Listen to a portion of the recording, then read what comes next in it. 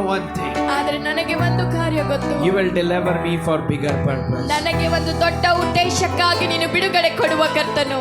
You will deliver me for good purpose. ಒಂದು ಒಳ್ಳೆ ಉದ್ದೇಶಕ್ಕಾಗಿ ನನಗೆ ಬಿಡುಗಡೆ ಕೊಡುವವನು. Thank you, Lord, for touching everyone. ಪ್ರತಿಯೊಬ್ಬರನ್ನು ಸ್ಪರ್ಶಿಸಿದಕ್ಕಾಗಿ ನಿನಗೆ Lord, even ವಂದನೆ. as we have poured out our hurt, ನಮ್ಮ ನೋವನ್ನು ನಿನ್ನ ಮುಂದೆ ನಾವು ಸುರಿಸಿದಾಗ we pray, oh Father Almighty God, that you heal every one of them. ನಾವು ಪ್ರಾರ್ಥಿಸ್ತೇವೆ ಕರ್ತನೆ, ಪ್ರತಿಯೊಬ್ಬರನ್ನು ನೀನು In the ಸೌಖ್ಯಪಡಿಸು. name of Jesus, I proclaim healing in them. ಯೇಸುವಿನ ನಾಮದಲ್ಲಿ ಸೌಖ್ಯವನ್ನು ನಾನು ಘೋಷಿಸುತ್ತೇನೆ. The negative and meditation of negative words of the people, I break them in the name of Jesus. ನಕಾರಾತ್ಮಕ ಮಾತುಗಳನ್ನು ಧ್ಯಾನ ಮಾಡುವುದನ್ನು ಯೇಸುವಿನ ನಾಮದಲ್ಲಿ ನಾನು ತೆಗೆದುಹಾಕುತ್ತೇನೆ.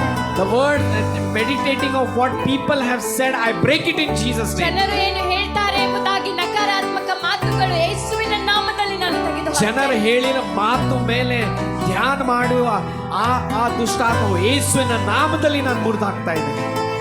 ಯೇಸುವಿನ ನಾಮದಲ್ಲಿ I break the authority of people's word over them. In Jesus' name. In Jesus' name, I break the authority of words of the people over these people.